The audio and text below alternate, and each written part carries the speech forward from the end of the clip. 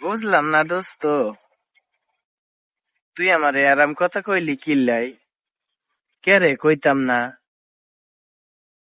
আসলে মানুষই কয় ভালোবাসা মানুষ গড়ে, সম্পর্ক নষ্ট হয় শুধু টাকা। আসলে টাকা তো মানুষের শুধু সবটাই নষ্ট করে না, সম্পূর্ণ করে। কিন্তু টাকার কারণে যে বন্ধু নষ্ট হয়, এটা কি তুই জানাস না?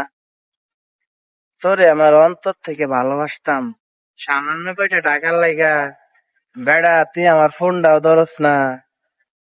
আমি না তোরে টাকা দিছিলাম, তোর লগে কি টাকা চাইছিলাম? হাই রে, আসলে যদি টাকা চাই তুই আবার কইবি বন্ধুরে কয়টা টাকা দিয়ে আবার টাকা ধার চাস, শোভনাস।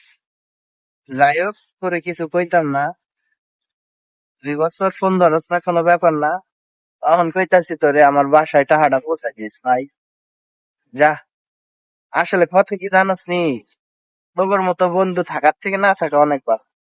আসলে আমি টাকা ধার দিছিলাম, এগুলা কিন্তু রিয়েল কথায়, কোনো অভিনয় বা ভিডিও নাই। এটা আপনাদের তোরে আমি টাকা ধার দিছিলাম, টাকাটা দেস নাই।